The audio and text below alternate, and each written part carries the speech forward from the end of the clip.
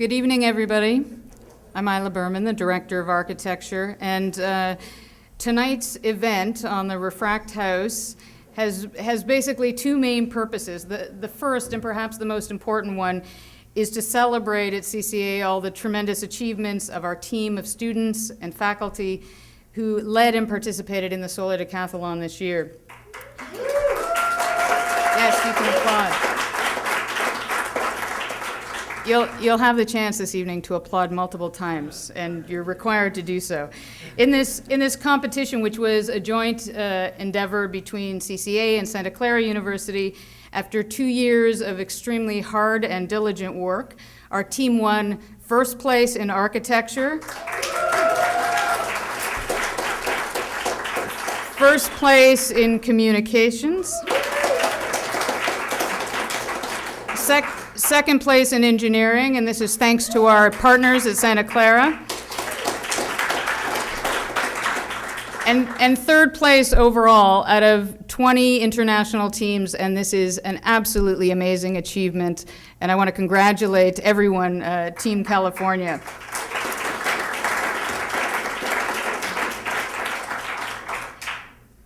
As I said, this is an extraordinary feat, and as the Director of Architecture, I am so proud of all of our students and faculty for their remarkable accomplishments and very well-deserved triumphs.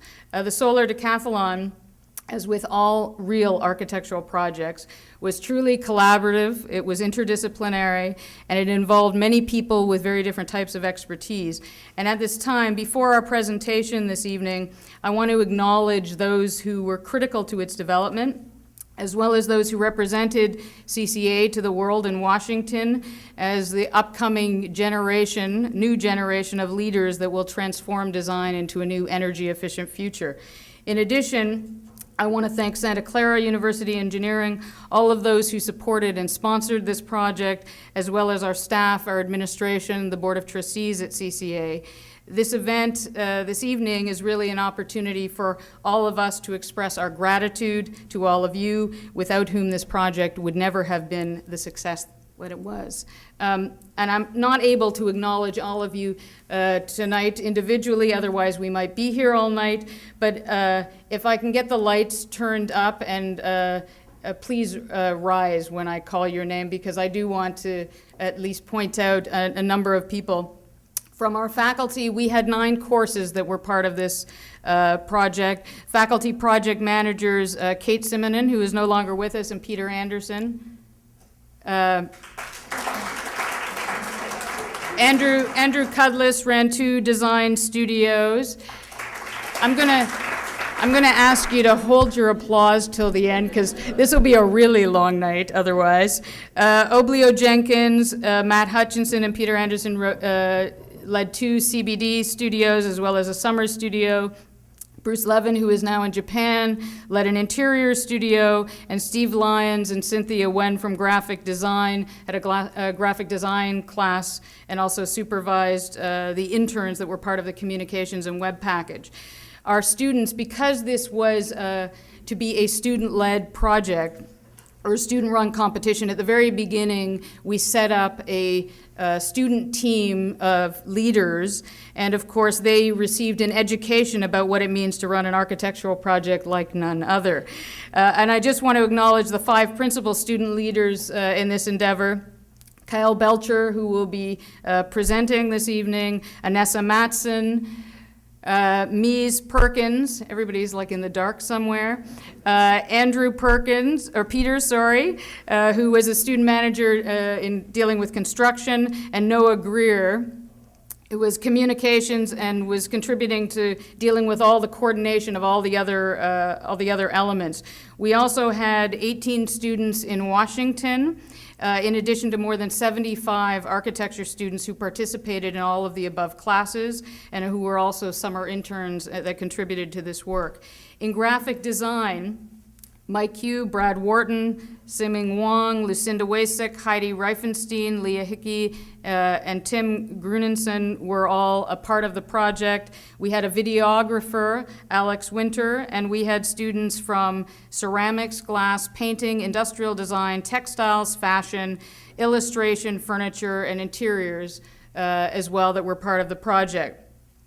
Our supporters and sponsors were a critical part of this, and I just want to acknowledge Noel Perry from our Board of Trustees, PG&E, Brandon Hernandez and Jonathan Manzo, ID8, Greg Andreas from Ryan Associates, Stan Wu, who helped us on the structural engineering, Steve Oliver, Synopsys, Simon Blattner, and Mary Zlott. And I want to give a special thanks to Brenda Tucker. Brenda, you have to stand up. Our Director of Public Relations, for being one of the main reasons that we received probably over $1 million worth of publicity on this single project. Please join me in a round of applause in thanking all of these faculty, students, staff, and sponsors for their tremendous work.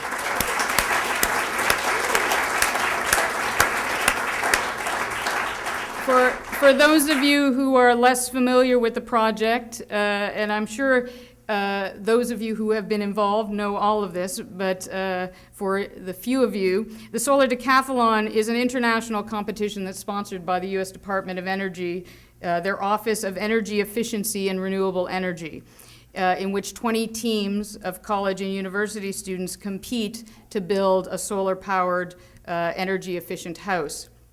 Over a 2-year period, and we started this project 2 years ago, faculty-led student teams engage in multiple levels of collaborative research, design development, project management, production, and construction. And the final objective, of course, is to design a house for the 21st century that's powered entirely by solar energy. The competition happens every 2 years, and of course, we were asked whether we wanted to go again for the next round. We'll continue that discussion on our panel.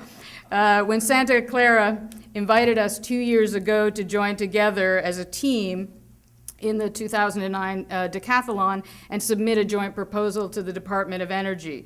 They had been contestants in the earlier Decathlon, and having placed third, were invited back. I received a phone call from Lisa Findley. This was before a month and a half before I actually came to CCA, asking if I would be interested in having the architecture department do this. I did a little research on the Decathlon. I said yes, quite honestly, not knowing what I was getting into with this. We started the project in January 2008 with Kate Simonin leading as our faculty project manager and Andrew Cudlis leading the first advanced design studio. And during that studio, what started as 12 distinct projects was eventually synthesized into 4. We then brought in an outside jury to assess the 4, who chose one scheme to pursue, but also instructed the group, recommended that they incorporate the most critical elements from all of the other 3 design projects. And then over the next 3 weeks, a group of students and faculty worked to transform these 4 projects into one, and this was the initial design of the Decathlon. Since that time, we ran 6 more studios that included 2 summer studios led by the faculty I mentioned before, as well as 2 building technology classes and project management classes, an interiors linkage studio, a graphic design class, as well as a number of interns that were supervised by our internship coordinators as well. The teams were required to learn how to communicate their ideas while also raising funds or in-kind donations to support the project. And the project in the end concludes with what seems to be the beginning of the actual Decathlon itself. And this is when the 20 teams transport and assemble their solar house in 4 days, which was one of the most amazing feats and one of the things that Kyle and Peter will be showing you this evening, to the competition site on the Washington Mall. And during the 11 days of this open public event, which attracted over 300,000 people, and in addition for our students to the multiple ceremonies that they were part of, and giving tours to visitors of their houses at a rate of 1,200 people per hour, the students and houses then participated, on top of this, in 10 Olympic-like contests that comprised the actual Decathlon in architecture, engineering, and communications. In the face of our climate crisis and the rapid depletion of our natural resources, where more than 90% of U.S. energy is still generated from non-renewable sources, it's an imperative that we work collaboratively toward multi-scaled, interdisciplinary, sustainable design solutions. Given the high level of embodied energy within buildings and the extensiveness of their impact on resource consumption and carbon production, the ability of students to generate new strategies supporting the sustainability of the planet will be one of the most important endeavors facing the next generation of architects and designers. Design is the means by which alternative energy sources are combined with new technologies and with recycled and renewable materials to create a new vision for a future that can integrate high technology with environmental sustainability through adaptation, ingenuity, and innovation. Our decathletes, which will be our future architects, engineers, designers, and researchers, are the ones that need to carry this forward and to set a new standard in the field. Tonight, we have a presentation by Kyle Belcher, one of the student project managers for the Decathlon and key team leaders, and now a successful graduate of CCA, even though we haven't let him manage to leave CCA because of the Decathlon, and Peter Anderson, an associate professor of architecture at CCA and the faculty project manager on the project. Kyle Belcher, just a quick bio, he graduated last spring. He received the AIA Henry Adams Medal for the BARC program, and this is awarded for general excellence in architecture and given to the top-ranked graduating student in the professional program. Kyle was also one of the students who won first place in the ACSA 2008-09 Green Community International Student Design Competition for the Urban Reef Project that was part of the Pier 70 studio led by Mona El-Kafif and David Fletcher.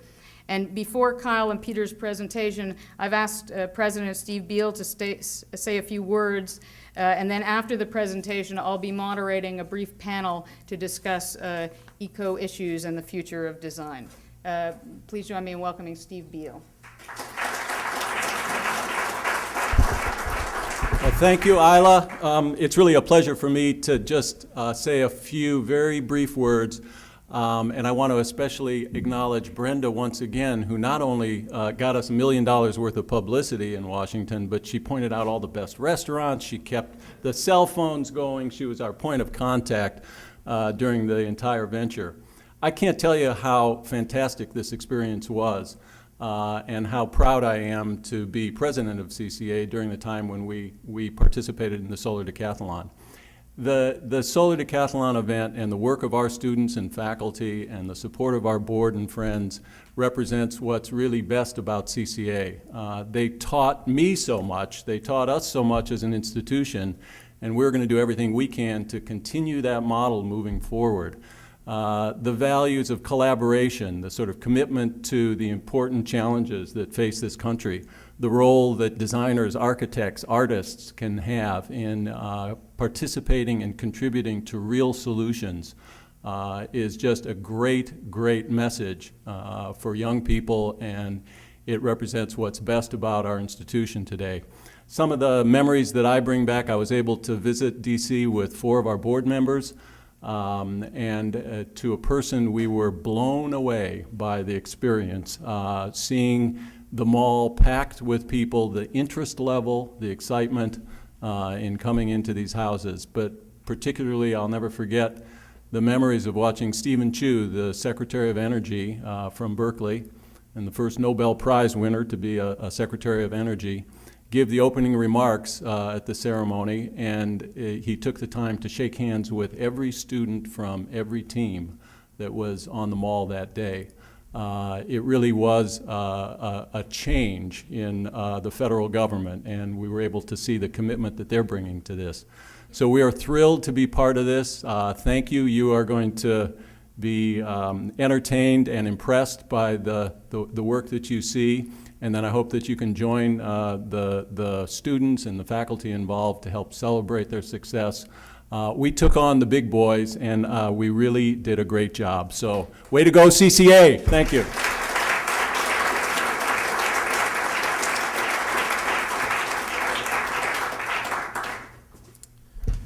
Thank you all. Kyle and I are going to try to entertain you a little bit here. First, I would like to add one more set of thanks to the people on the other side of that wall there who sometimes don't always get thanked. But the whole administration of the architecture program was very helpful in all of this. So beginning with Lisa Findlay and then switching over to Isla Berman, and of course Judy Kresnick and Thomas Landry. Sorry.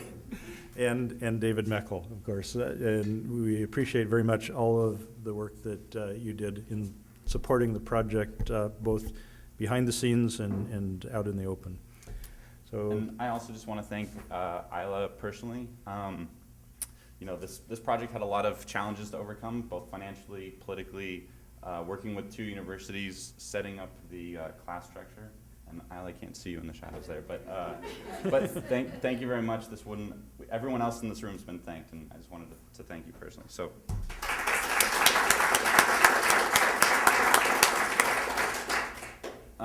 So this presentation, we're going to start with the house and then go back to the process and then look at some of the other teams that competed. Our house was made up of 3 modules, and if you looked at some of the other competitors, which we'll see later, they're pretty much boxes, with 1 or 2 exceptions. In this year's competition, they're rectangles, and there's something to be said for the rectangle in efficiency and modularity in terms of transportation. But we tried to take those 3 shipping modules and bend them around this central courtyard you see here, and really promote the central courtyard space and think of that as the 4th room. So if each of the modules has a primary living function, the courtyard was the 4th room, and each of those modules then open out onto that courtyard. And then the courtyard kind of extends the landscape and makes a site on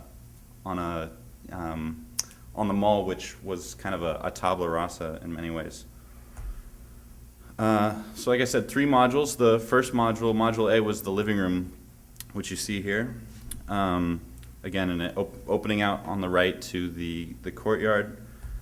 Module B, which was the kitchen and bathroom, as well as the mechanical room, and was the wet module.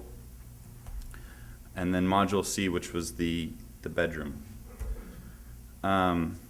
Like Isla mentioned, this was a process that was 2 years in the making, and Peter, if you want to talk about that. yeah, so as Isla mentioned, there were a number of different studios and classes that both directly worked on the project and indirectly. You just have a few images here. There were many different ways that the project was worked on, in small scale seminars as well as studio courses. We actually took over a part of the nave and were allowed to paint it briefly, not a very nice color, but it was identifiable. And so we kind of created a real identity through the teaching of the courses. That was a little bit different. Our partners in the project, Santa Clara, used it as an extracurricular activity for their students, and there certainly was a lot of extracurricular involvement from our students, but it was primarily organized through the teaching functions here at our school, which was an interesting part of the merging of things together. So just to start the idea of how directly it went from very early conceptual models from the very first studio that was taught by Andrew Cudlis and the student projects that came out of that. Then it went through a number of permutations, but the interesting thing to me is how closely the original concept stayed, which I think is a real testament to the strength of the original concept of the house, the bending of the house around the courtyard. So when you go from the original conceptual model to the final built structure, there are many, many changes, and Kyle will take you through a few of those. But I think it's very interesting to start off from the idea that through all those changes and all of the different hands of the hundreds of people who worked on the project in a collaborative, creative way, that we ended up with a project that flowed very directly from the original idea. And like Peter said, the evolution of this project over its 2-year life here at school. Looking back, May 2008. So this was Aaron Poritz was the source of the original concept, but many hands have augmented that initial concept. But This is what Aaron and his team had come up with at the end of the May studio. And then in August, we started looking at some of those proportions and starting to sit down with the engineers and talk about envelope. We changed the entry, the reflecting pool, changed sides. We went to a one cantilever scheme at this point. The width changed, the end cap angles changed a little bit. Landscape changed dramatically, and then to where we are today, with the landscape changing dramatically yet again. The modules are now a little bit wider. Because it's a kind of zero end game, we're limited to 800 square feet, and the 800 square feet is not conditioned space like we traditionally think of for square footage. It's actually, they call it the solar envelope. So it's what casts a shadow or what can affect the energy performance of the building. So any overhang or canopy counts against your square footage. So we maxed out that square footage. We're right at about 790 square feet, including the thickness of the skin. So when we changed the module size, it affected the angles of those end caps and every other kind of relationship, and so it slowly kind of became real. This is the final floor plan and landscape plan. One of the ideas that was one of our strong suits that we brought on early in the design process was moving the entry to the north side. When you look at some of the other houses and how those 1,200 people move through the house per hour, a lot of the front doors are off of the main avenue, which basically conceals the house from the public. And by wrapping that line along the back, it preserved that view for the general public as they're walking down, and had that kind of eureka moment when you walk through the front door and you actually get on that deck and you can look out towards the other houses. There's a number of thoughts and considerations that went into each of these moments, but that was one that I was really happy we preserved. Going through the construction, the diagram of how the house is assembled, it's a series of both modular strategies and strategies of getting the house as finished as possible in Santa Clara. Because we only had 4 days for construction, we had to balance what can we make in a kit of parts, what can we reassemble quickly, and what has to be done in Santa Clara. So you can see the modules connected here, and then a lot of these are the parts that get assembled afterwards in DC, such as the shades, the skin, which we'll move on to a construction photo and show the house naked, if you will, as well as the clerestory windows on the north side, and then the sliders here on the south that open out onto the deck. Unlike traditional CBD studios that we have here at CCA, we couldn't fake a construction set.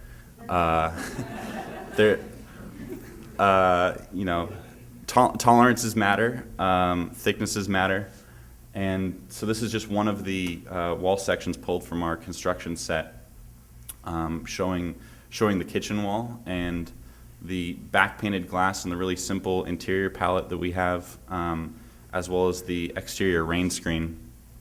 The rain screen, in many ways, was part of the icon of the house. Was that color and texture of the screen. Made from California redwood, which actually has a fairly interesting story.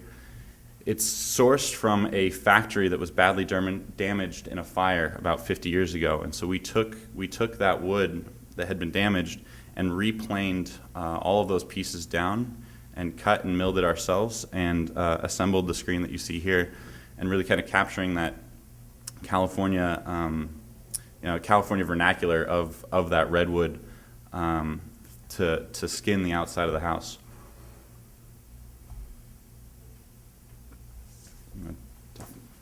I was going to say a few words about this. One of the things that I was most pleased with how well the team did was being able to balance many different competing and complex requirements. So they're both the requirements of the competition, which we'll talk about in a few minutes, but some very kind of specific requirements of the competition.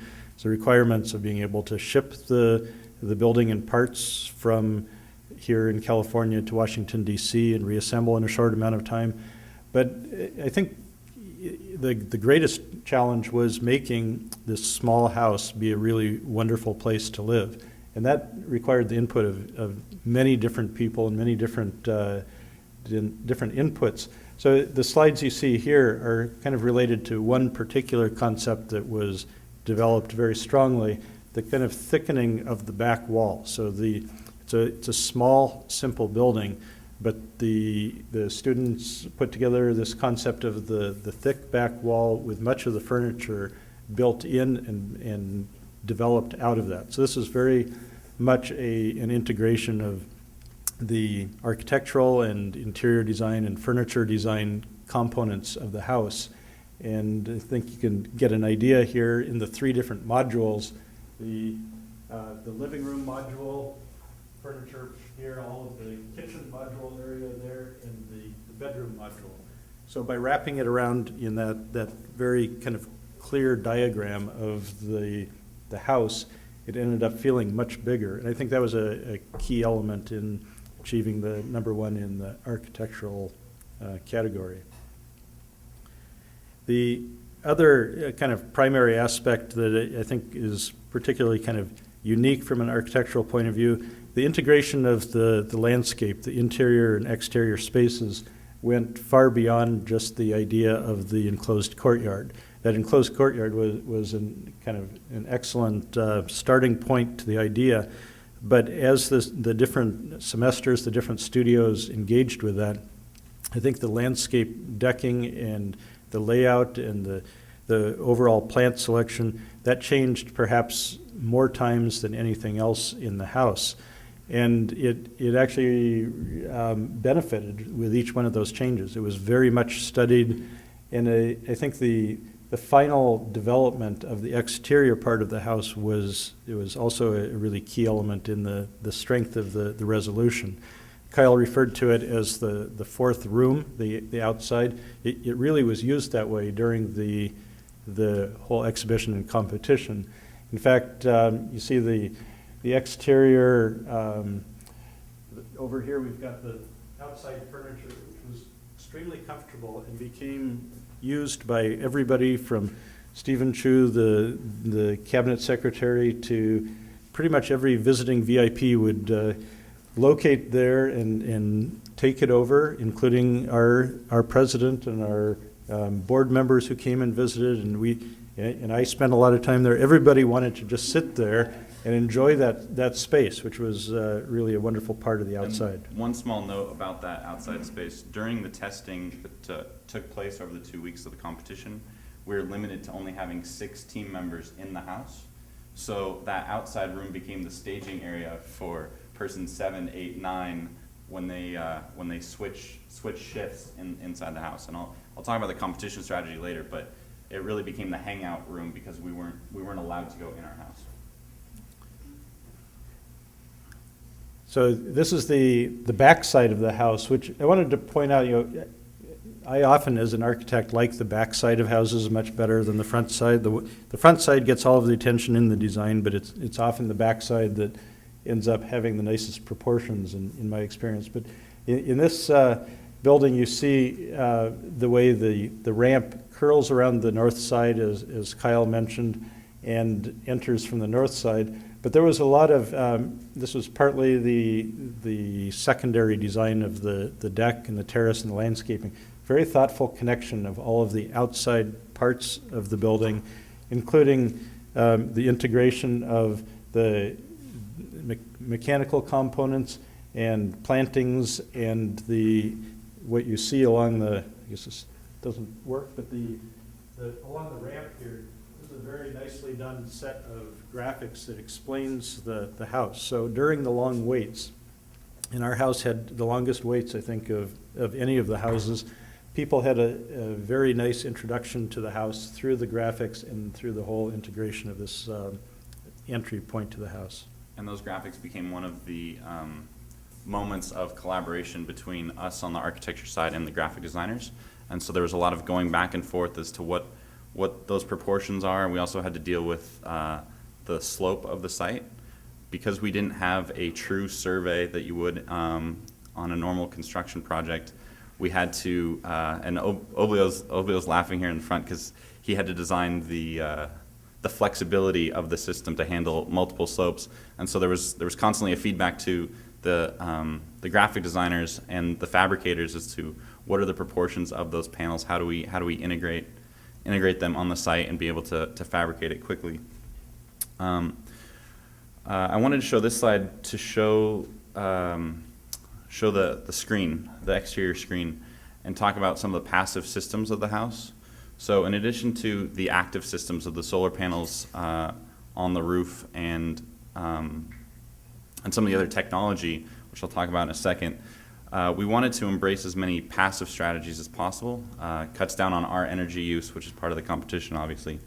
So by having multiple sliders as well as the exterior shades, there's multiple combinations and permutations that you can achieve depending on relative humidity and temperature outside. So you can open those sliders but close the shades, etc., in different combinations. The other thing I wanted to point out that you could see on the section there, the cavity that the screen comes down from, as well as the handrail, were two kind of late design changes. We had a really nice custom guardrail built for these end caps because we weren't sure again what the slope on the site was. But it turns out that our finished floor was below 30 inches, and so at the last minute, these custom fabricated guardrails got pulled off the house. Also, that cavity during most of the design process over the last year, we had imagined that cavity as having solar shade or solar louvers that would have thin film PV and be an operable screen. And at the last minute, due to budget restraints as well as limitations from DOE, it got swapped out to this fabric that you see here. And then also another design change that happened subsequently is we changed what we called the PV skirt, which is this area here. So there was a constant debate about what to do with that space. And the reason we needed that space was shipping restrictions. So we're limited as to the height of the module that would fit on a truck. And we're going to show some of those truck photos in a minute. But the strategy was that the module arrives and then a racking system props up the solar panels, and you have that cavity that we wanted to conceal and provide an integrated look as opposed to some of the other houses. In fact, the bottom, you can see Puerto Rico's house in the distance and see their racking system and have it read as two separate systems. And so we wanted an integrated look, and when we found the fabric, it made sense to continue that fabric up to conceal the racking system and have that read actually as one surface behind the rain screen. And then there was multiple moments in the house where there wasn't necessarily a correlation between what we wanted to do and points in the competition, but we still thought it was either an important message or important design opportunity. And one of those, as Peter started to mention, was the landscape strategy, but also water. And we use the Decathlon as a way of kind of highlighting some of the drought issues that we face in California relative to water. And I wanted to give special shout out to Anessa and Annabelle for working on the sourcing all of the plants and landscaping.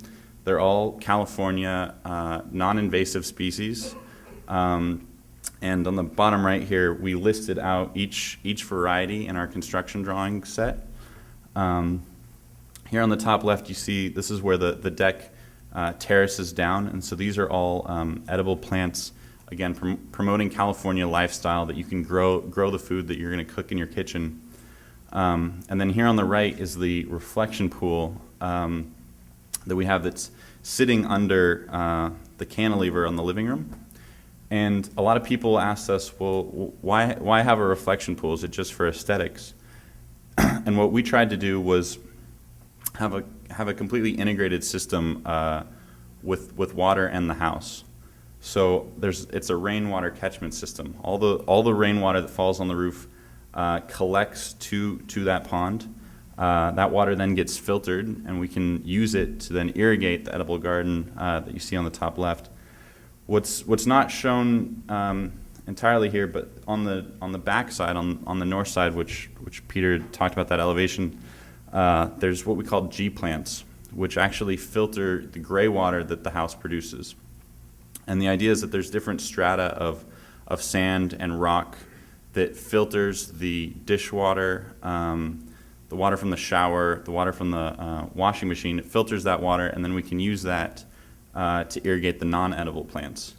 And this highlighted one of the challenges in the competition was building code and local code, that we had to meet Department of Energy's code at sometimes it was Department of Energy's code that had precedence, sometimes it was District of Columbia code that had precedence, and then sometimes it was California code that had precedence. And one of those points of conflict was water. So California's water control is a little more progressive in the code than it is in DC. And so in a final site here in California, we'd be able to use that filtered gray water and use it to irrigate the edible plants, but in DC we weren't. And it was one of those moments where we were dealing with multiple levels of bureaucracy and rules, and having to figure out which is the most stringent that we need to follow at any one point. I'd also like to point out that, again, different than a CBD, there was a number of things that we had to do on this project, either for the competition or because we were students and not an office, that we had to create to compete in the competition. With, again, a special shout out to the graphic designers who helped us along the way.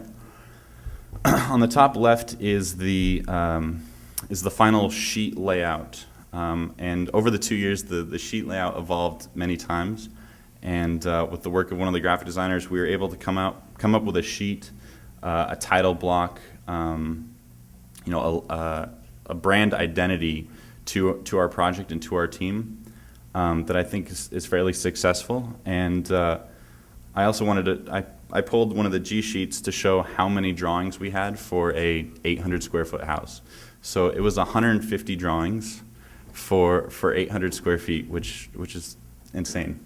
Other aspects that we had to do as students that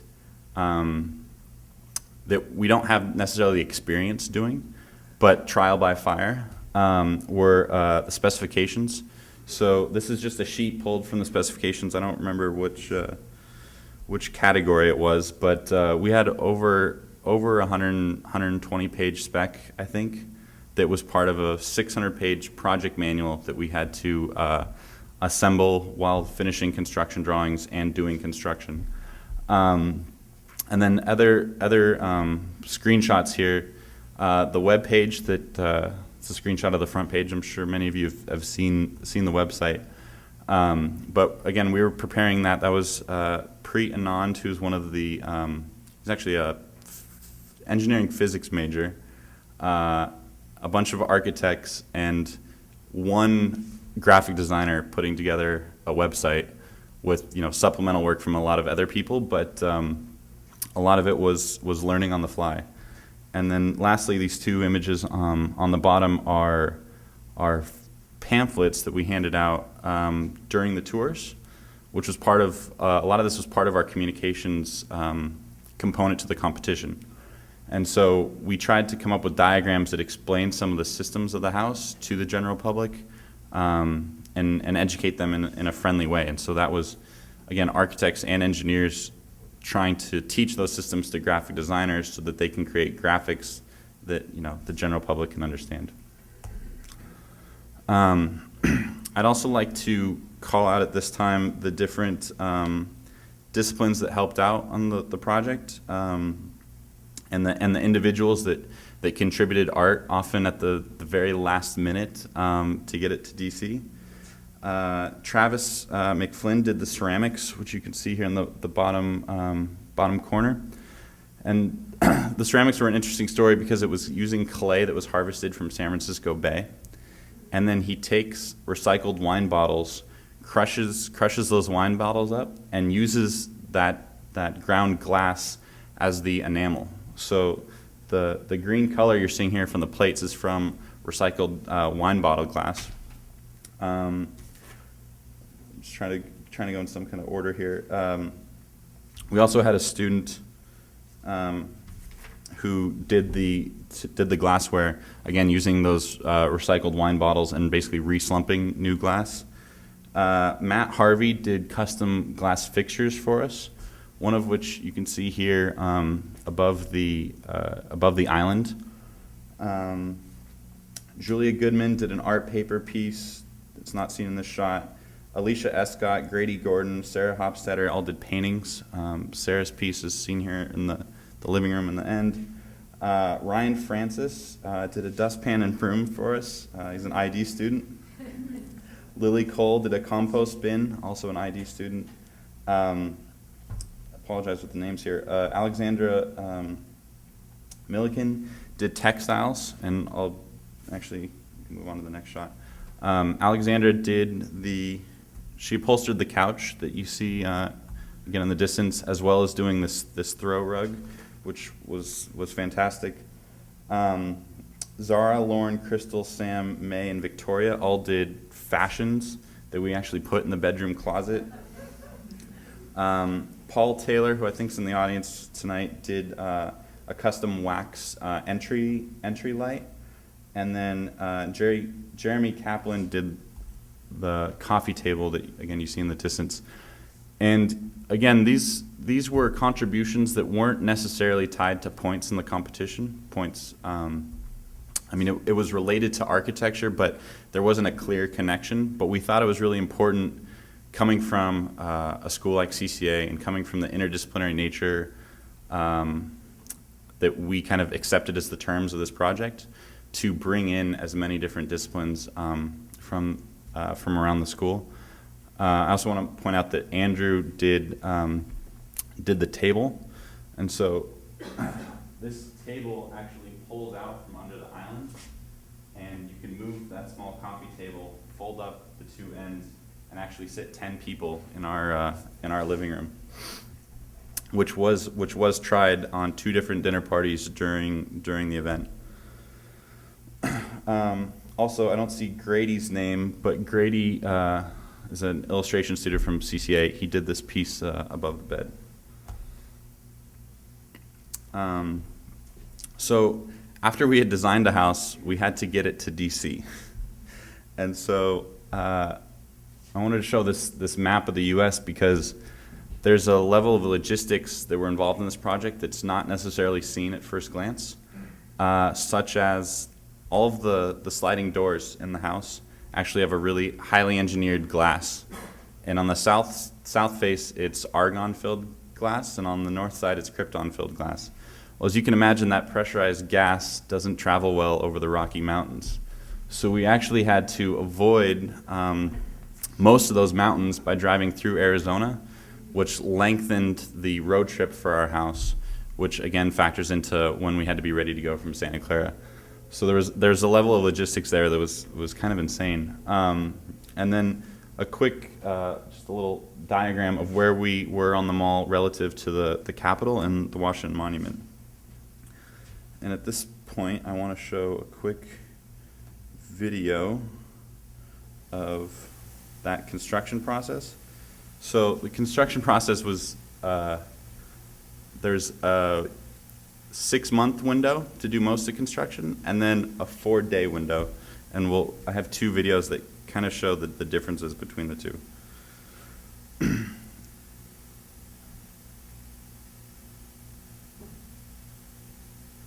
So again, steel moment frames that weren't needed for structural concerns in terms of a house sitting on foundations, but more for lateral stability, again, on the 10-day road trip across the country.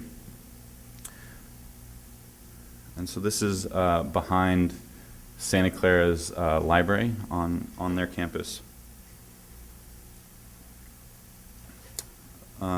Primary structure was stick frame with blown-in insulation, as well as some blue jean bat insulation, and actually fiberglass as well.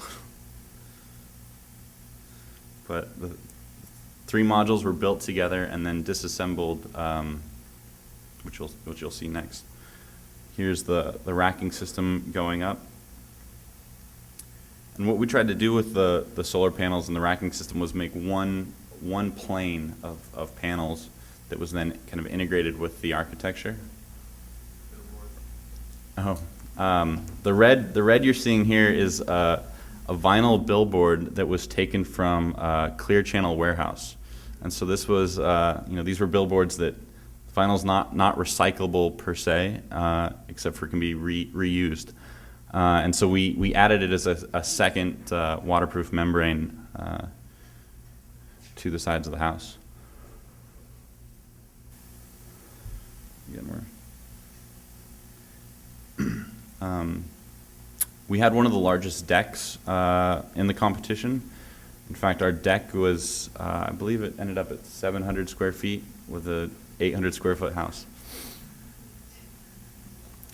But you could really feel the difference, especially with that, again, the courtyard and that terracing down with the garden. Everyone walked into our front door and they instantly had a view out towards that deck, and they said, without even seeing the rest of the house, your house feels bigger than all the other houses I went into.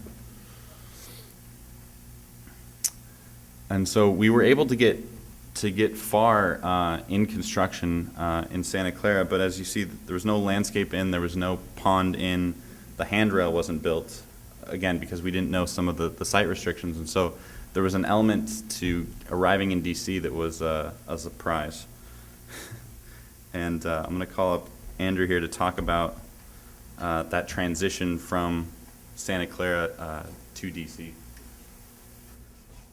So part of building a house that's not a box, when you're competing with people that are building boxes, is complexity. So there's inherent complexity to having a house that's got a lot of interesting angles and a lot more layers, essentially, of building. So that meant when it came time to take it apart to ship it, there was a lot more we had to take apart than some of our competitors. So this is our house. You can see how far away from its sort of finished state it is as we're pulling it in Santa Clara to put on the trucks. At this point, there was students, many of whom were risking failing classes just to work 14, 16 hours a day to get this thing done before we shipped it. So then this is us putting them on the trucks that we hoped they would fit on. They were double drop lowboys. And there was points when, just to get the house low enough to go under bridges, the truckers and some of us were tampering with the air ride suspension on these trucks just to get them down another ½ inch so they could clear the overpasses. And then when it came time to put the house on the mall, I'm not sure whose decision this was, but the competition starts at midnight. So starting at midnight on the first day, you can get your house on the mall. So basically everybody stands back a few steps from the mall, and then as soon as they say go, it's every team for itself. So here you can see Oblio there, and I think Brandon Jenkins and a couple other students getting the footprint laid out. It just took a couple of hours for us to lay out a footprint, and then I think by about 3 a.m. we had our house on cranes, and then worked solid. By 10 a.m. the next morning, we had the 3 modules essentially set, but we didn't stop working then. We many of us who were concerned with the construction, not just our team, but all the teams, started the first day with a 24-hour shift. And working construction, that's a pretty rough thing to do, but for us it definitely paid off in the end. We had more work to do, but we were one of the first houses signed off for most of the kind of control checks that you have to get.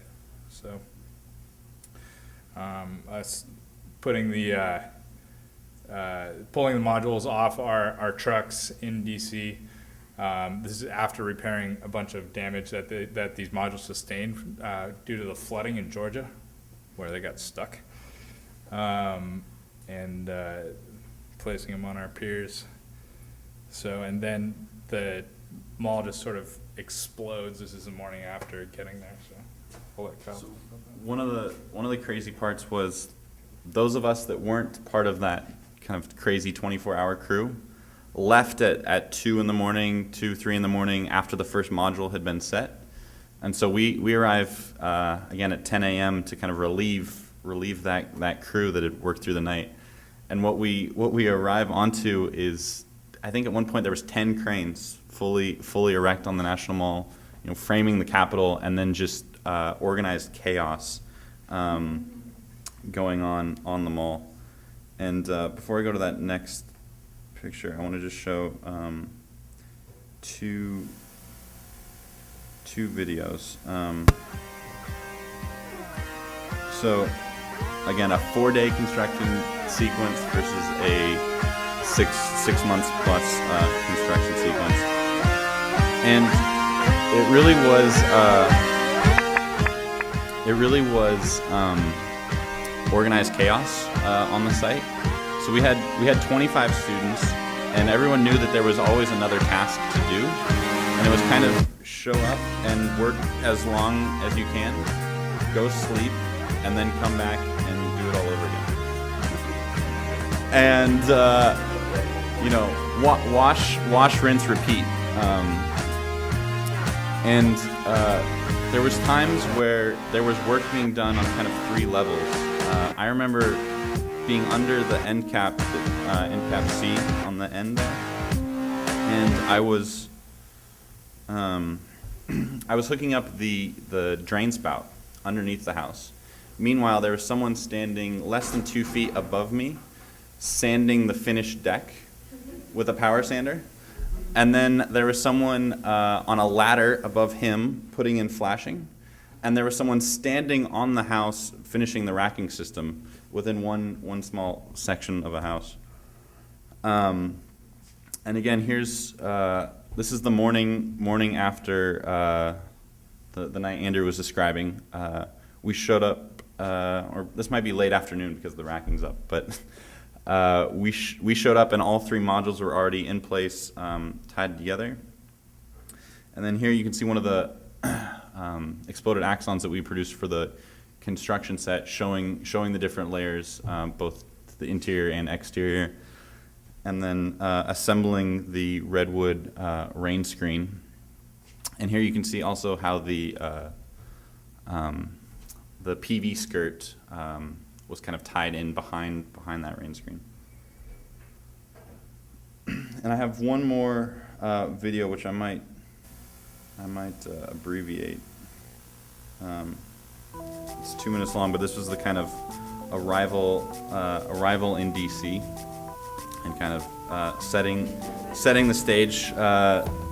We got a little overzealous with monuments, but we really were a stone's throw from the Washington Monument in particular. And the day before the weekend before I got there, which I guess was a week before we hit the mall, there was tents set up for a big book trade show, like national book trade show sponsored by National Archives. And so the mall sees a lot of crazy events happen week by week, and we had a lot of locals come by and what is this? Where'd this come from? Here you can see again some of the people working on top of each other, literally. Again, one of the one of the challenges was, again, that the landscape strategy, the try to embedding the house in this landscape, was we had to fabricate a landscape again in those 4 days, knowing that we were going to have to take it apart again in 2 weeks. Luckily, the safety inspector wasn't there to see no harness and no hard hat, but that's another conversation.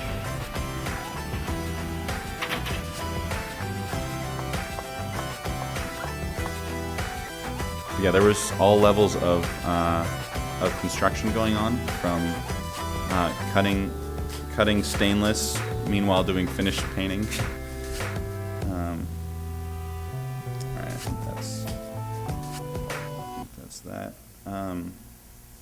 And again, I like this shot on the right because in addition to the seams of the modules, we also needed seams for the deck. The deck had to be a modular strategy as well, and so there were kind of template pieces to show how it fit together, and then we take out these template pieces, cut a new one, and sew it up so that seam couldn't be seen.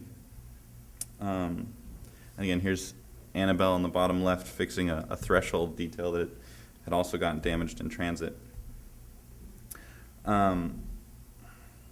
This is one of my favorite shots that we were able to find because it shows all 20 houses, and you can see some of the different strategies kind of employed. This is Spain with a pivoting roof, which we'll show in a minute. And then this is a kind of zoom in on our neighborhood. And you get kind of a sense of how many people are moving through these houses at any one time. And I think the total estimate was around 300,000 people walked through the houses, and 300 total in all houses, not our house. And that's quite remarkable considering the weather that we were about to incur. So here you can see who exactly our neighbors were. And then quick anecdote. We had the night before the contest started. There was there's 2 different parties going on, and we were able to meet some of our fellow competitors. And it didn't really feel like a competition because we all knew what we had to experience to get there. And so, Michael and I were coming back to our house with some members of the German team and some members of the Puerto Rico team who we had met at dinner earlier that night. And we walk in and everyone tells us to hush and to grab a hard hat because the final safety inspection was going on, and everyone needed a hard hat even though the house looked exactly like it is here. But it was hard hat. So we scrambled to find hard hats, and while we're 50 people in the house, we find out that we passed final inspection. And so we hadn't been able to use any of the energy that the house was producing all week until that moment. And an impromptu dance party breaks out, which I'll just show a little bit of. Again, there's members of the German team in our house. There's members of Puerto Rico, Illinois, and we're just playing. If you're going to San Francisco hip hop right now, and in a 20-minute dance party, we used an insane amount of energy. I think it was 7 kilowatt hours in 20 minutes, versus which is I think a little bit less than we were producing on a cloudy day. Again, in 20 minutes. But putting that THX sound system to good use. So next day, wake up, and this is all the pomp and circumstance of the opening ceremony. And here you can see Secretary of Energy Stephen Chu cutting the ribbon, and everyone deciding to pose in front of our house. So 60 Minutes had come by and toured the houses and told us that they wanted to profile four different houses for the competition. And they came back to us and were really excited and said, "We want you guys to be one of the 4." Later that day, Secretary Chu and his entourage showed up at the house for question and answers, and he was really excited about Team California because of his California background. The 60-minute producers saw that and decided on the spot to scrap their initial idea of 4 teams and instead just do a profile on our house by interviewing Stephen Chu, walking through our house with Leslie Stahl. And so in a 60-minute segment still to be aired, the secretary is talking about our house in relation to the overall decathlon, which is pretty exciting. And like Isla pointed out, over $1 million in ad buy money could be had from the publicity we've gotten in a variety of sources and in a variety of different media. And this is the team posing after construction with the secretary.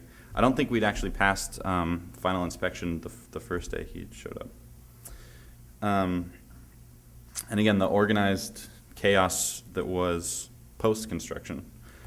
I wanted to just play. Should we play the clip? Okay.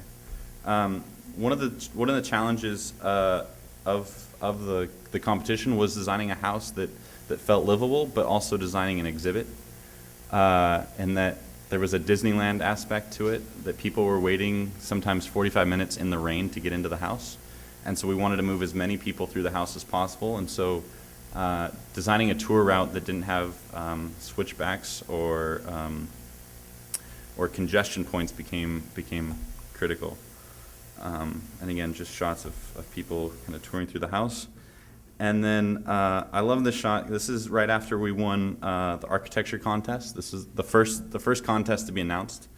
And after we heard that we weren't third or second, we were pretty optimistic that we were going to win architecture. And I say that because on the next day was the communications contest. And I'm just going to play a little bit of this clip to show the contrast between that previous clip and this one.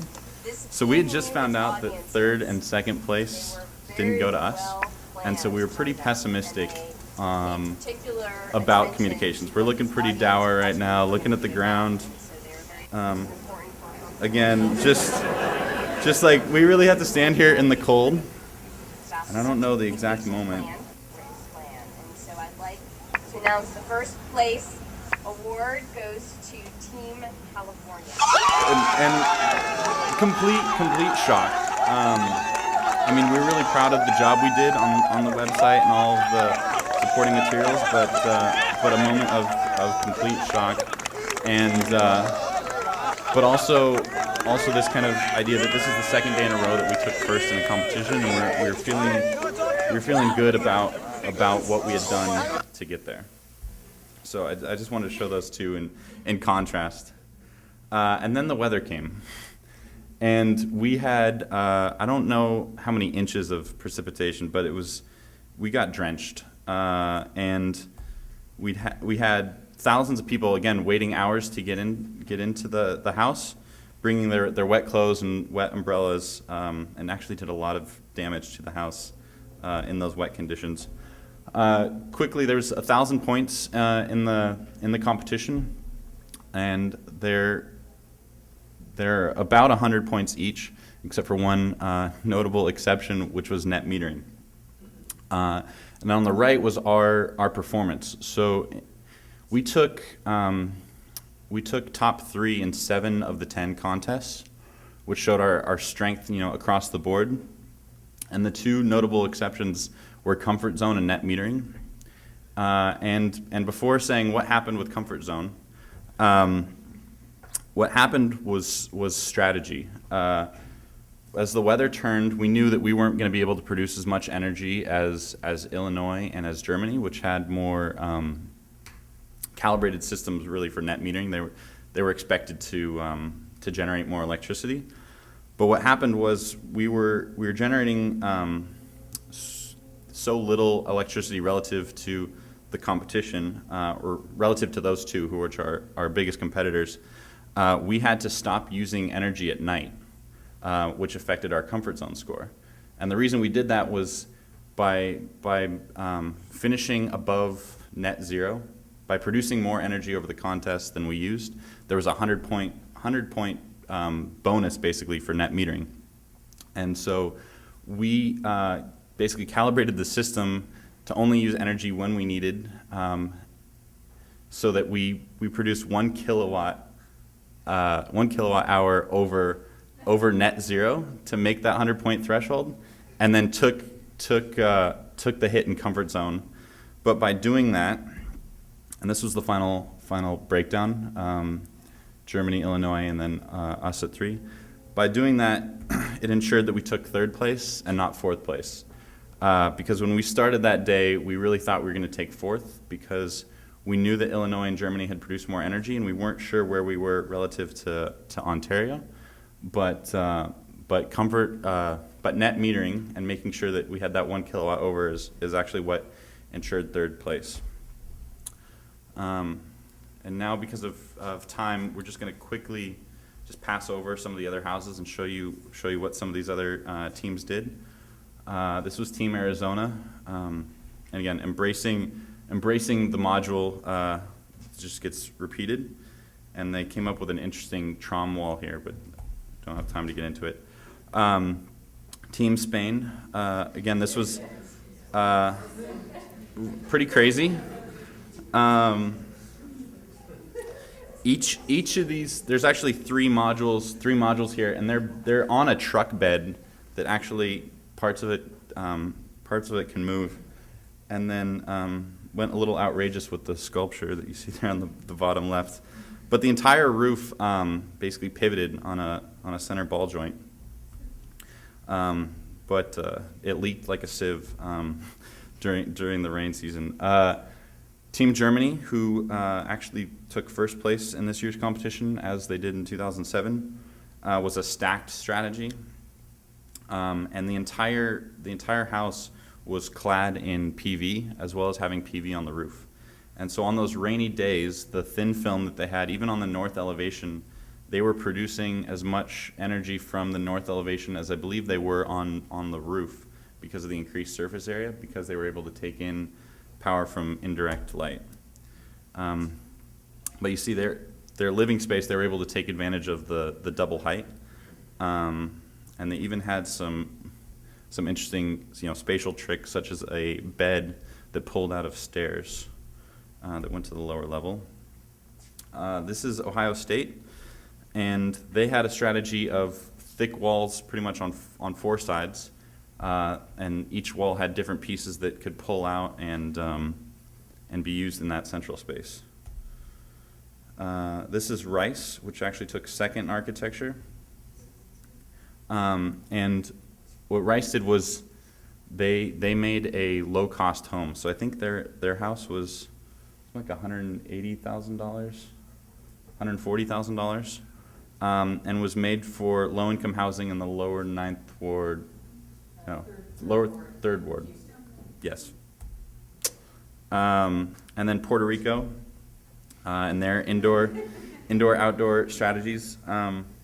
Again, the competition was challenging because we had to design one of the competitions was market viability. So where is the house supposed to return to versus DC climate? So Germany's house was dramatically different than Puerto Rico's home, and would perform dramatically different in those contexts, but they have to perform well in DC and get measured for DC climate. And one of their tricks, spatial tricks, was this green piece, which again had program in it. The bed actually pops out kind of like a Murphy bed, and the whole thing cranks away from the wall to reveal the bathroom behind the bedroom. Virginia Tech, which had two sliding walls. There's the white you see here is actually a trom wall, full water, and then the metal facade, which you can see from the interior on the bottom right. And it's hard to make out this top left image, but that's actually their house on the truck, arriving at midnight. And so all of us are looking around at the riggers, waiting for our trucks to show up, and Virginia Tech comes in, flashing their lights, one module ready to go. It was a little disheartening at that moment, but it turns out that they were actually late in finishing their house for final inspection, so they actually started at a disadvantage. How that happened, I don't know, but they weren't ready to go. And then this is just a detail of bathroom skylight that you could actually see the underside of their solar panels. This is Cornell, which took a dramatically different approach than a lot of the other houses, another one of the outside of the box schemes.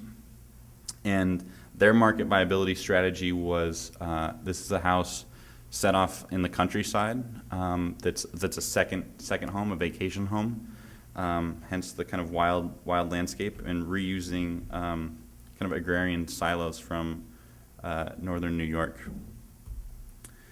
And then lastly, we didn't have time to show all of the houses. I just wanted to thank the team, both that are here tonight and not here.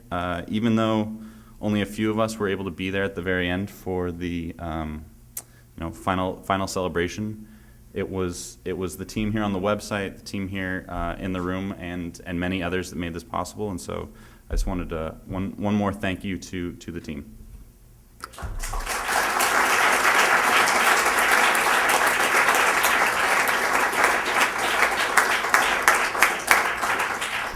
That's great. Can I get the lights to be turned on? We're going to have a short 15-minute kind of panel discussion before we go celebrate next door at Axis, and you're all invited to the reception. And the panel, I asked a few of our faculty and some of the students involved in the project to have a kind of bigger discussion about what the Solar Decathlon means as a project in relation to future energy issues, dealing with sustainability in the curriculum, et cetera. So if I can ask all of you who are on the panel to come forward, you have to pick up a chair and bring your chair onto the stage.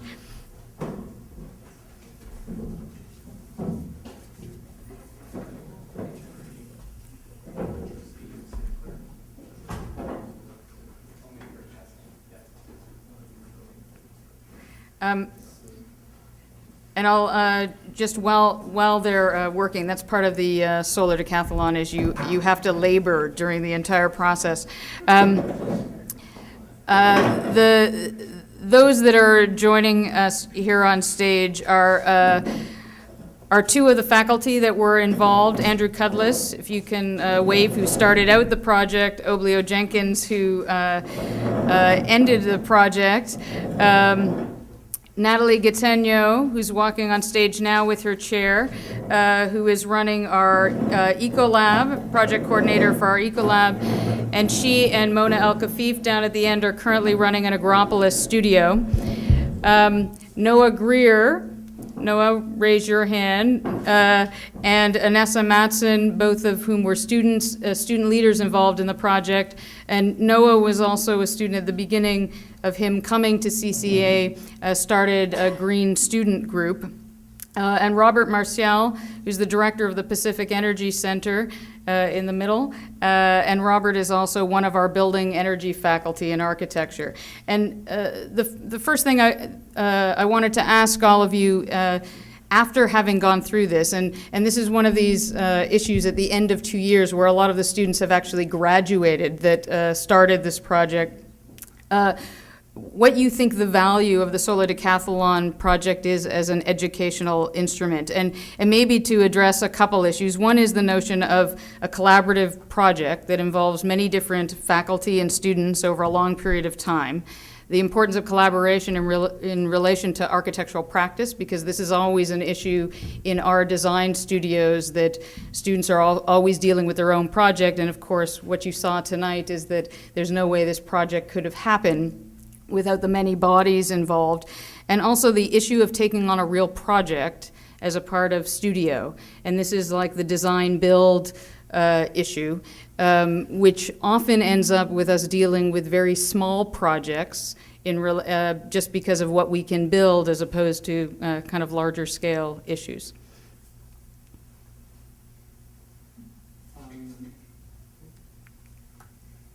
There should be an on switch. Okay. So I guess the way I would answer that question, just personally as a as a designer working on this project and leading the first studio. It was a bit strange for me. I never designed a house. I'd never designed a prefab project, and I never designed a sustainable project. So here I was leading a studio on a house, a sustainable house that was prefab. And so I was a little nervous kind of running that studio, and what I see now kind of at the end of all of this, especially in relation to CCA and its place in relation to all of the other universities. We're not a huge research university. We don't have a lot of money, but what we're really good at is design innovation.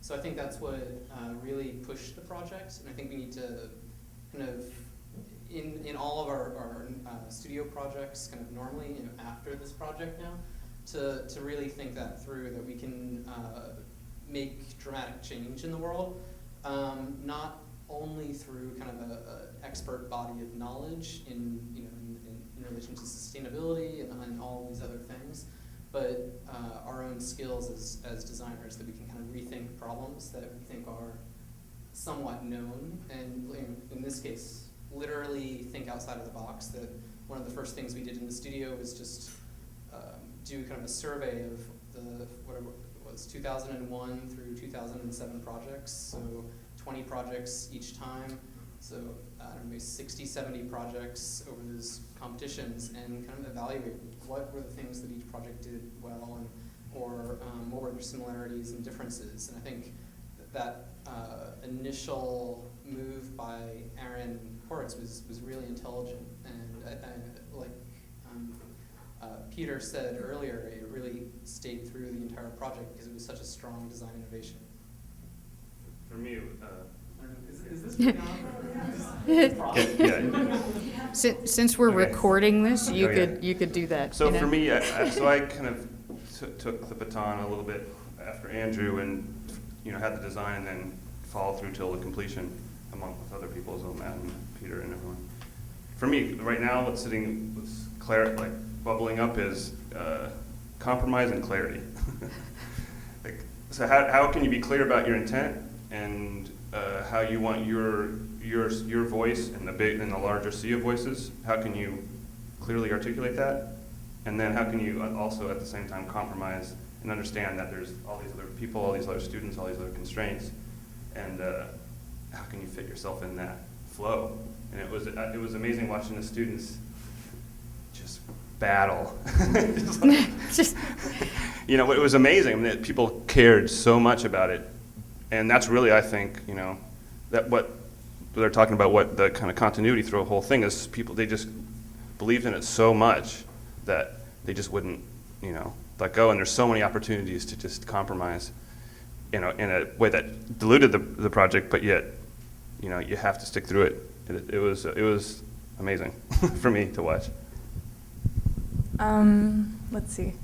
I guess as a student, what this gave all of us working on it is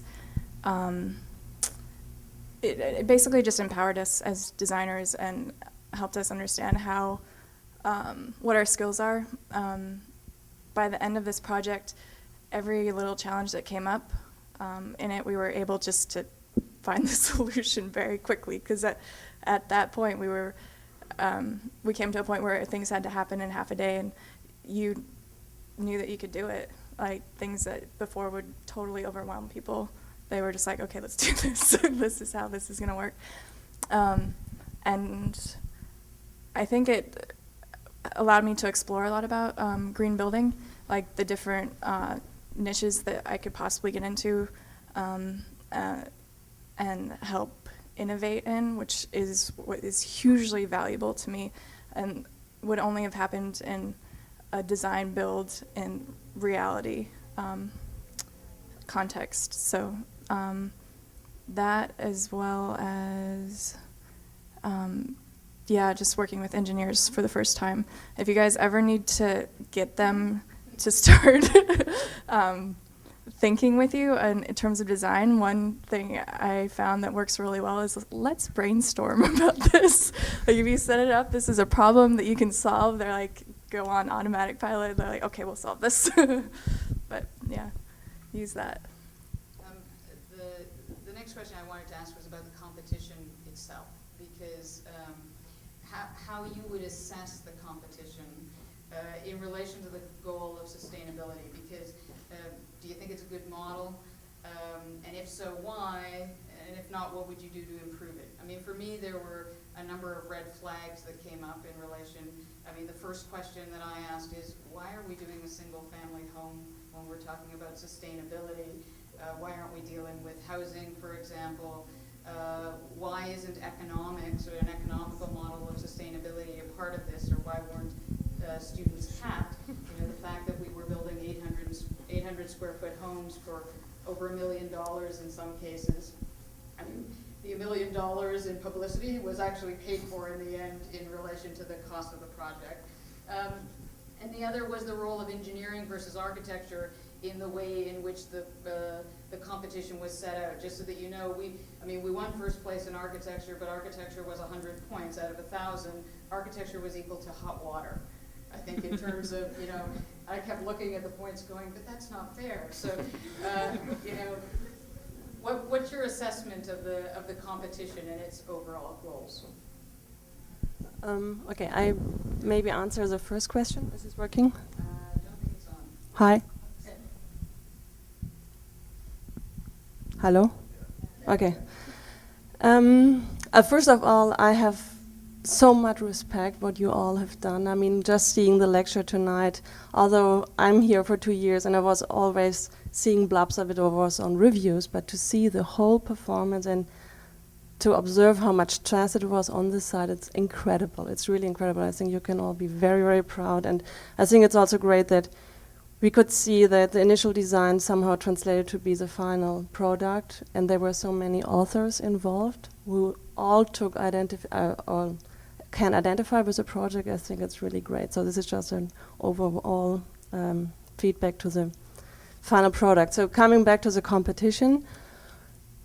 So first of all, I think it's really important that students are involved into design build, because it's an incredible part of their education to learn to design in a kind of security environment in their school. So it's not something that's completely alienated to you when you get into an office where you're suddenly confronted with engineers and you have to have a dialogue with them. So I think design build is very important. For sure, when it comes to students, it's going to be a small piece. So it's not the big block or whatever. So from an urban perspective, I would say the suburban house, which is a solar Decathlon, is not really sustainable, because at the end of the day, even if we would design all these off-grid houses that are completely self-sufficient, we will not ride our horse there or take the bike to go into our suburb. So it will always be connected to an amount of infrastructure and an amount of fuel we are using to get into our suburban house. So this is something, it's somehow critical, but on the other hand, I think we can solve one problem. This is, let's design a sustainable house rather than a non-sustainable house. But I would wish that, and maybe this is not related to schools, but rather to architectural organizations, that there is a similar set of competition that are also related to decathlons or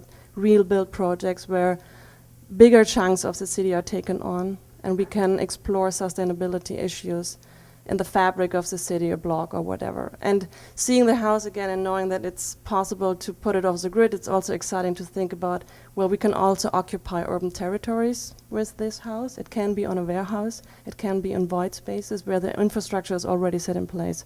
So this is something I think it's also in addition to this. No, else, I would, oh, go ahead, no. I would say, as someone involved in the competition, I mean, in some ways, it's a total sham, right? That you have 20 teams that have to raise boatloads of money, and they're designing a single-family home that's most comfortable in some suburban environment somewhere. And this is supposed to be, you know, this great solution to this huge problem we have. So it's totally ridiculous in many ways, I think, the competition. But at the same time, it's really incredible, and it takes a huge investment to push technology as far as possible and try to push architecture along with it as far as possible. So it was totally amazing to be there and see all these houses, and really just to see all of these ideas that were made possible by all that money and all that time and all those people, even though there are definitely some problematic contradictions just sort of inherent in the whole thing, I thought. No, I think I also have to congratulate the team. I'm very excited to be joining Ecolab now with like such an incredible project already underway before I've actually kind of arrived here. So thank you. No, it's exciting also to kind of see the kind of the culture of the and the culture and the conversation of sustainability taking place within the school, but then also with a kind of incredibly broader agenda, which I think is probably one of the shortcomings of the competition itself, not only in terms of scale, right, but also in terms of the potential for sustainability to be actually thought through infrastructural terms, for example. The fact that it's only solar energy that is actually supported by the solar decathlon is already inherently kind of troubling. So there's what I really do appreciate in terms of the Team California's effort also was the integration of water, for example, one of the many kind of smaller moves that took place, but that actually talk about kind of a larger, broader, bigger kind of understanding of how we will actually be able to inhabit our environments in the future, and that doesn't necessarily only have to be through the energy source, but then also through the kind of recycling, water cycling, and all the other cycles that we actually need to be responsible for. And I think it's interesting to potentially conceive of the Solar Decathlon project as maybe being a decathlon, maybe being a housing decathlon, maybe being an urban decathlon that would actually maybe talk about, you know, even the aggregation that could actually take place of the single unit or the single house within kind of broader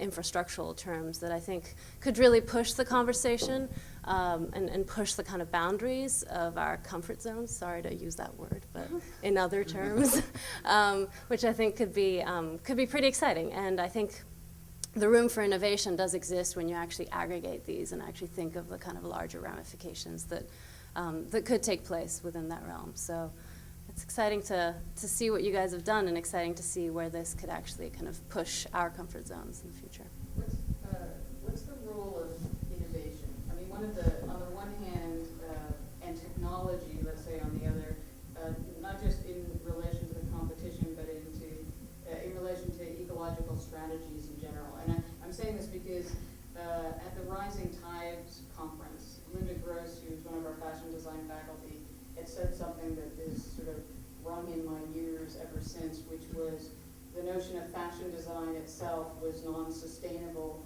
in that it was always pushing this idea that every single season you had to buy new clothing, right?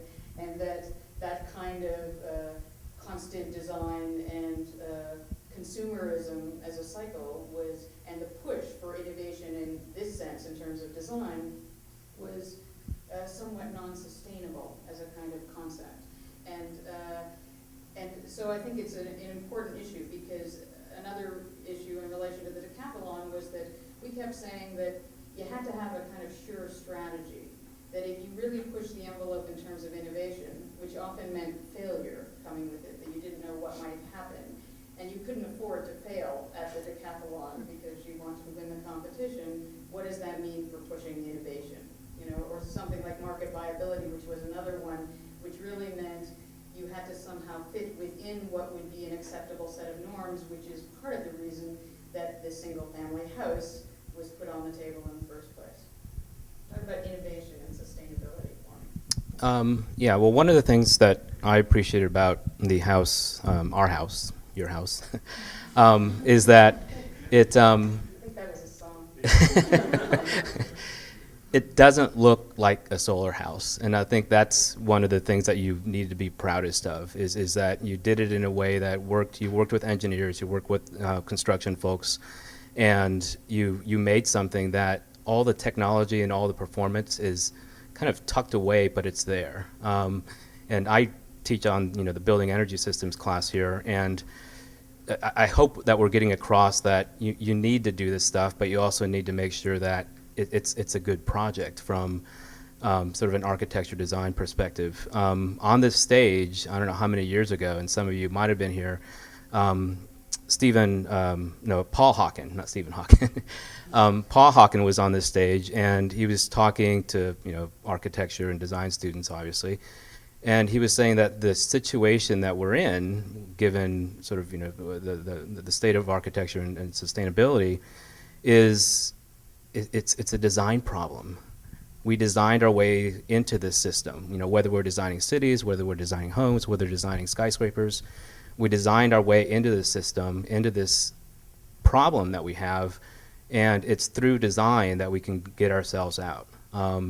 So I'm, delighted to sort of be part of this faculty. That I wasn't part of the project, but when I saw some of the images on the website, when I got notice that we had won, I saw some former students, and it was like, just amazing, and to see this beautiful project sort of coming out of, the Santa Clara University, and us as well. Its relevance as a single-family house comes from I think is really, it's important now because you may know that by 2020, new residential construction has to be net zero in California. That's the way things are headed. And by 2030, it's commercial that needs to be net zero. So you guys will be doing that if you decide to practice in California. So this is, a step in the right direction there. Can I add one comment? So just to add a little bit what Natalie was mentioning, the Decathlon just concentrating on the yellow layer of energy, which is solar energy, and that there are so many other layers that are related to sustainability, the water and what we are trying to investigate in our studios, the food production on site, etc. I think by understanding, by scaling up and saying, okay, the family house is not the only typology we have to develop. In the moment when you take the one house and add it to another one and another one and another one, they together as an aggregate can do much more in relationship to sustainability. So, for example, the German prototype, which was completely cladded in solar panels, could feed into the urban fabric, the neighboring fabric, which is not maybe updated in relationship to sustainability. If you take gray water or garbage, for example, which we are producing on site, our gray water, if we would feed them together into gray water pots, we could create new kinds of landscapes. So it's in the moment when it's not only the one house that has a limited amount of production or harvesting, and we understand it as a larger aggregate, then the design process gets a completely different push, because we can create new kinds of urban landscapes in this discussion. I think one of the best things that the house did in terms of innovation is just not about technological gadgets and minimizing our impact on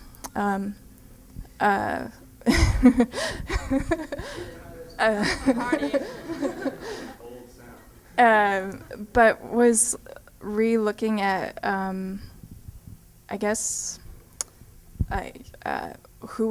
how we act as a species, how we live, and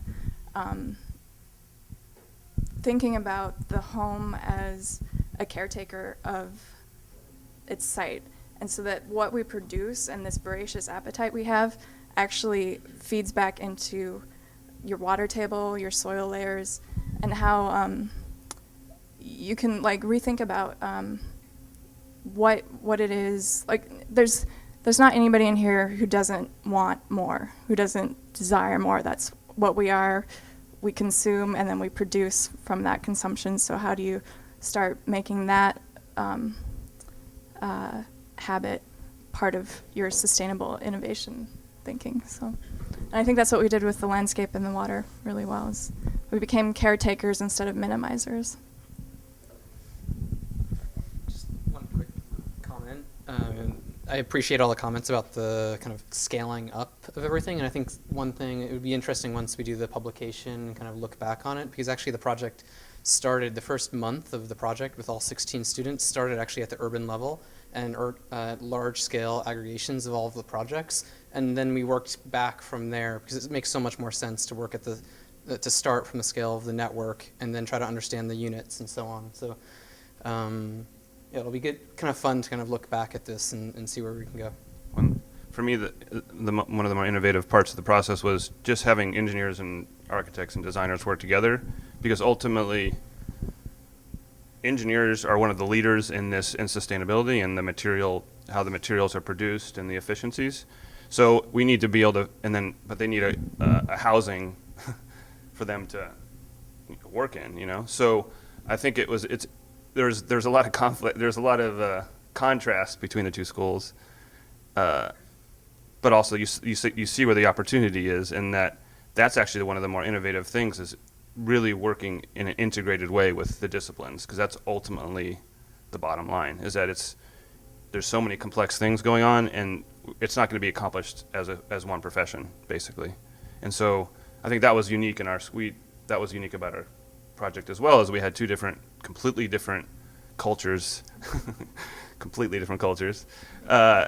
which was great, because that's why I said compromise. There's clarity and compromise. Both schools had to be really clear what their intent was, so that it could be understood by the other discipline, and then we could integrate or not integrate. In a recent conference that was on the future of design, I commented that the excessive production and exchange that drives our consumer-oriented society has exploited nature to the point that we are literally covering the earth with our trash, and that in the future our greatest renewable resource will be garbage. So that if for the beginning of this century it was steel and glass and concrete, and that were the kind of materials, and in the 60s it was plastics, that for us our new nature and our material of the future would be trash. And because of this, in design, that we have to now encounter the inversion of our modern obsession with production and consumption through the process of digestion and regeneration, which means that in design, instead of just designing objects, we have to design them thinking through the disassembly and reassembly process. And what was interesting to me is I kept thinking, what happens to all these projects after the Decathlon? And how does this also affect the way that you think about the design? Did the Solar Decathlon team think about how it would be disassembled or reused? I mean, I know that the Rice team actually designed their house for a specific site and use kind of after the Decathlon. How does that start? How do we start embedding these principles, let's say, into the way we think about design? I think we tried. That's the reality, is we tried to, and this is the contrast. The engineering component and the architecture component have different, actually, definitions of innovation. I remember you told the story when you were in the very beginning. What does this project represent? Who do we ask? What do our schools represent? And we were like, okay, innovative. Striving for the future. What's next? And they were like, innovation was really scary to them, because they wanted to be reliable, pragmatic, and deliver consistently, which is totally respectable, but a totally different, just on the term innovation. And I think it was an interesting, yeah. It was part of a branding meeting, and they wanted to take the word innovation completely out of the whole brand because they thought that was scary. But for me, so that gets back to the disassembly assembly. Like we were really trying to, think about the structural system and how that could be articulated and fabricated, and it was less of a concern for them. So again, that was kind of this balance of, can we really think about the seam? Was it constant discussion? What's going to happen with these seams? How are we going to express them?